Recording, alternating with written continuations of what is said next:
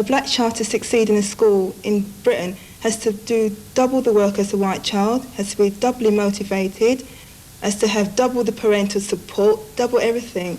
And the majority of black kids aren't super motivated in that sense. They're just average children, like a white child.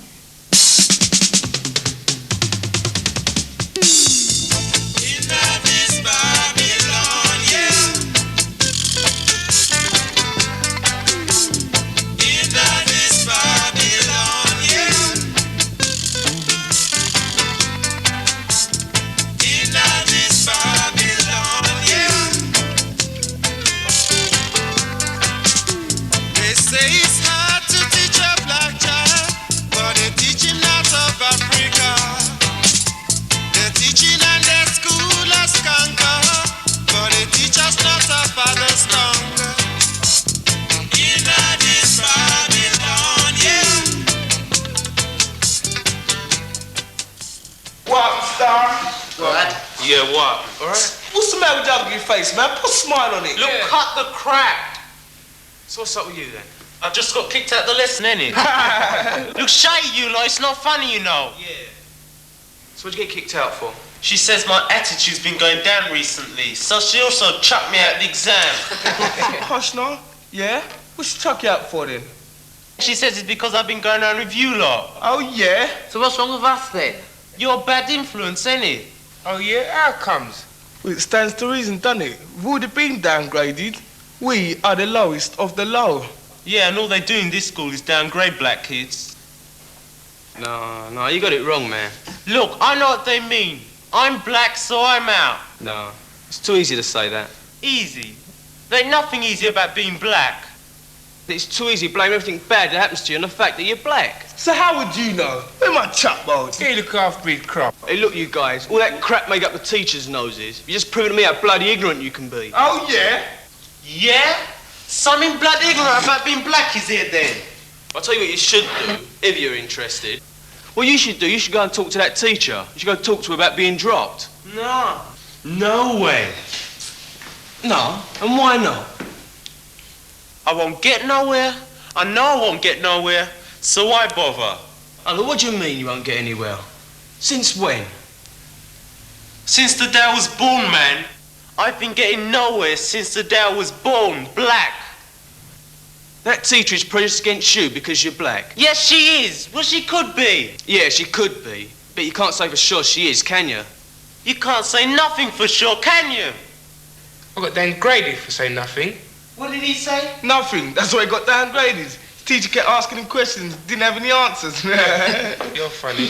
Sounds like that teacher's prejudiced too, doesn't it? Look, I've had just about enough of you and that smart-ass grammar school mouth of yours. Talks out his backside, doesn't he? Look, why didn't you just hit him, then we can all be friends again? Look, cut the crap. We'll hit him then. Go on, Phil. Yeah, go on, Phil. What's it gonna be then? What are you gonna do?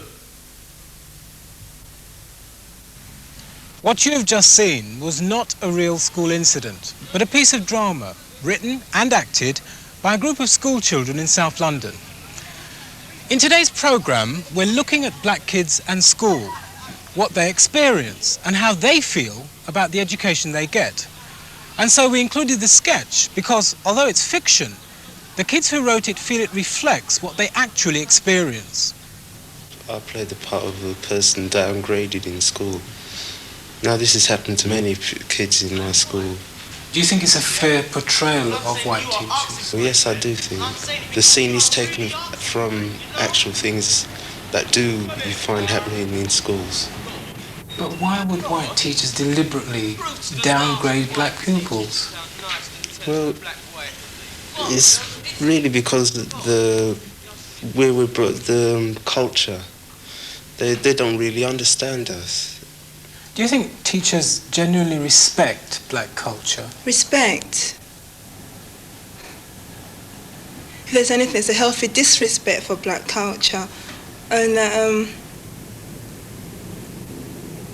they just don't regard it at all. That's how they just show it. They just cast it aside.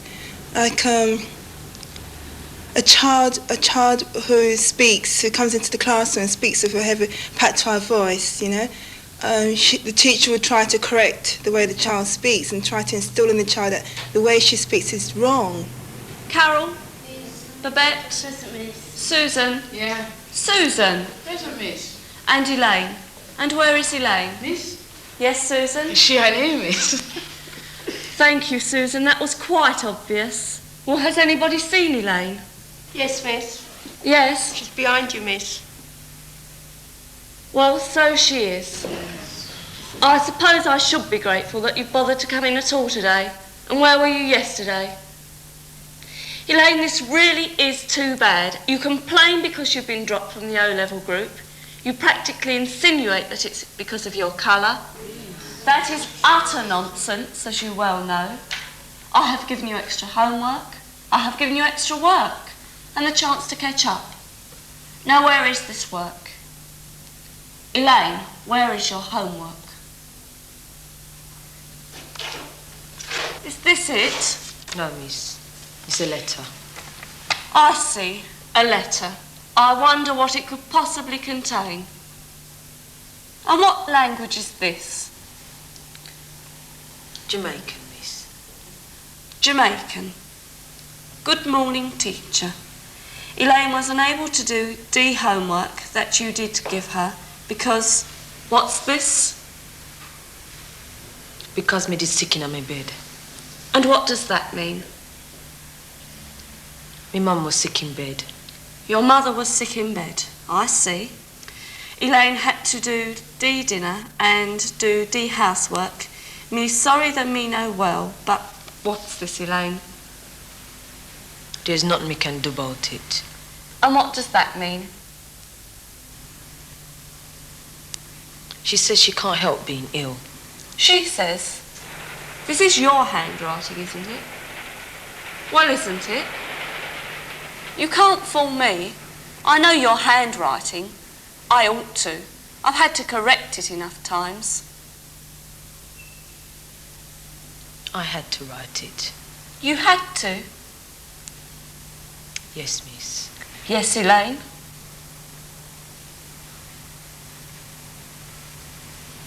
My mum can't write. And what about your father? Can't he write either? My mum and dad can't read or write.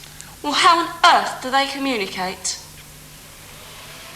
With their mouth, what do you think?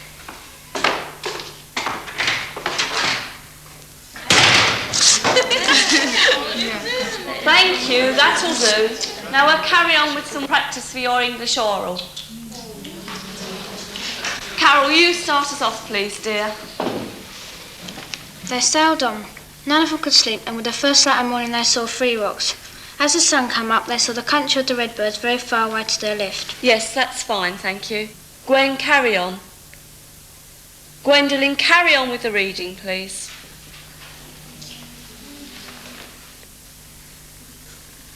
There are trees on the islands and rocks on the golden sand by the deep blue sea. There are flowers under the trees. There are blue flowers and yellow flowers. Stop. What on earth did you say? Carry on.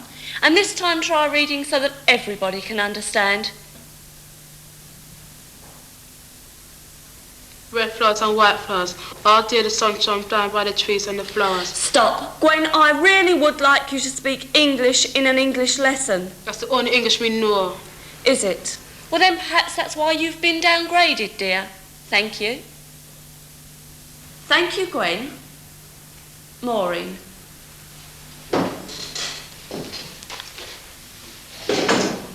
Will you continue, please?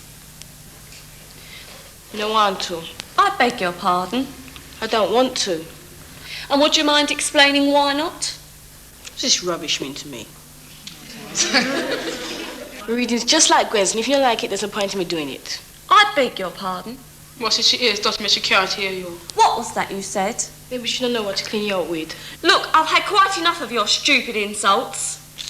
And you can keep your silly baby noises to yourself. I won't take that from you, and I won't take that from anybody else in this class.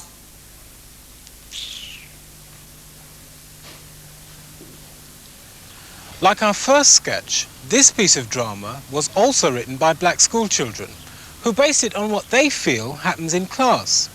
But how many black kids feel this way? is there any truth in their view of teachers? And if so, are all teachers equally bad? Michael Hussey is a London school inspector who specialises in education for multicultural schools.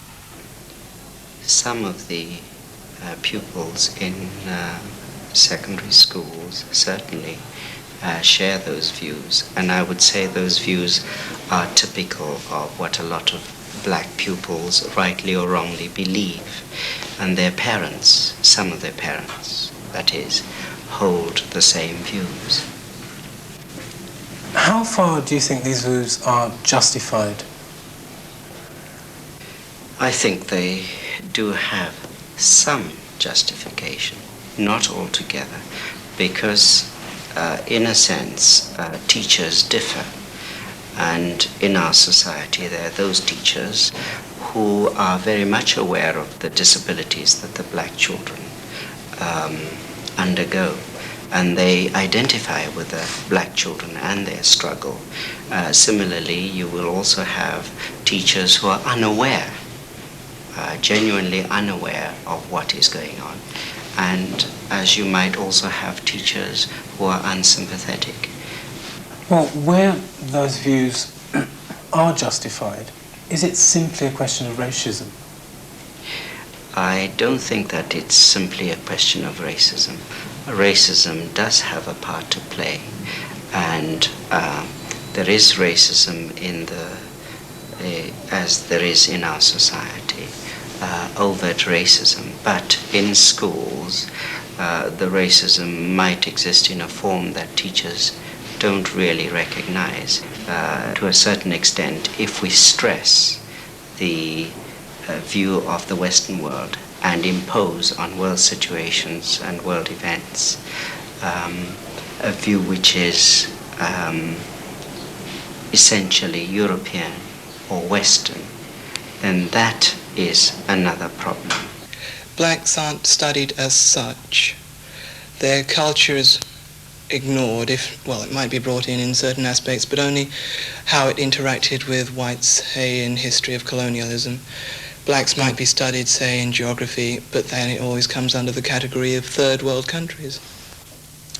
And here we have two books written by the same author on the theme of discovery and Africa. The author talks about Columbus, and he says that Columbus found in the West Indies poor savages. But he never spells out what he means by poor savages. Children would therefore get the impression that all West Indians were poor savages. The book on Africa does not mention anything about African cultures. It mentions the discovery of the white race of Africa, and it mentions their achievements, but it totally ignores the identity of black Africans. It's therefore not the kind of book that will give the black child any sense of his heritage. This book is very modern, and in it we find a very interesting type of problem. The author wants pupils to assess the book, and in the book we're given communities, some of which are black and some of which are white. The author then wants pupils to draw 8 pictures, 8 on a white sheet of paper and 8 on a black sheet of paper. The pictures refer to qualities of people, such as laziness, cleverness, ability to work hard. Now, the children have to put down the good qualities of people on the white sheet of paper and the bad qualities on the black sheet of paper. This will cause children to associate good, desirable qualities with whiteness and bad, undesirable qualities with blackness. We now turn to what is possibly one of the best books on the market. It's very well written, but in terms of its visual portrayal of black people, it leaves a lot to be desired. The problem arises when we look at the images that the authors present of the developing world and Britain, the developed world. Here we have 2 classrooms. The classroom of the developing world shows children in the open air. The English classroom is very well organized and, to all intents and purposes, is superior to the classroom in the developing world. This kind of image might cause black children to view themselves as inferior and coming from an inferior culture. It's as if you're worse than a second-class citizen. You're just nothing. You know, you wouldn't be there. You wouldn't have what you had if it hadn't been for the white man's kindness towards you. You know, and the black kid is faced with things such as, you know, the empire, and all these kind of forces come rushing at him in history. They just don't learn anything about themselves. Well, so far, we've seen how some black kids feel schools in Britain are knocking their culture and denying them a positive image of themselves. And we've seen how some of the books in schools help to reinforce this. But, as Michael Hussey pointed out, teachers are a cross-section of society. Some are hostile to black people. Some don't realise the problems exist. And others are trying very hard to understand and help their black pupils. In an increasing number of schools, teachers have been replacing old textbooks and changing their teaching to reflect the culture and history of black pupils and of other minority groups in the school. The idea is to encourage all the pupils, black and white, to respect themselves and each other. One such school is Hackney Downs in East London. An example of what they're trying to achieve can be seen in this history class, in which both black and white pupils are studying an episode of black history. Okay, if you remember last year when we did a lot of work about the West Indies and we did work on the slavery, if you remember, when it came to it, there were so many rebellions and the slaves made life so difficult for the slave owners that it became impossible to hang on to slavery. Now, in the 1830s, they abolished slavery. And they decided to spend £20 million on compensation to go to the West Indies. Okay? Now, 20 million today isn't very much. But in the 1830s, 20 million was a large sum of money. Now, what I want you to do is this. When I ask you to, I want you to divide into groups. And I want one of you to make notes on the discussion. And I want you to think about how that £20 million should have been used in the West Indies. Okay? Now, I just want you to divide up into groups of 4, make notes on your discussions, then we'll come back together and we'll talk about it again. Okay? Right then, can you divide up now? The money shouldn't have gone to the owners, because what the owners going to do with it, they ain't going to do all of what the points that we put down. To me, I reckon most of the money should be brought to education. That's what I said. Who should be educated, do you think? All the people, the ex-slaves. Not completely, but if they can get representatives in the government, it'd be better for them. Let's stay on one point on the jobs. Yeah, poor people jobs. Many of it should go to agriculture and all those other things, you know? What's that? No, just right from the first line. You want to put down the main points, like trades and all that, you know what I mean? Oh, yeah, Okay, lads, can you all come back together again now?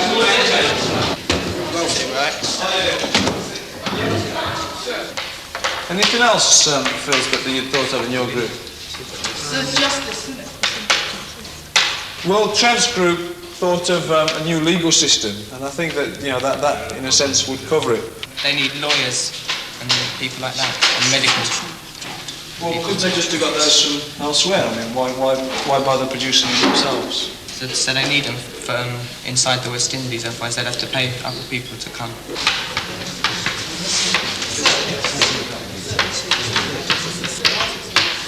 Yeah, just can I take a few points from some of the other groups now?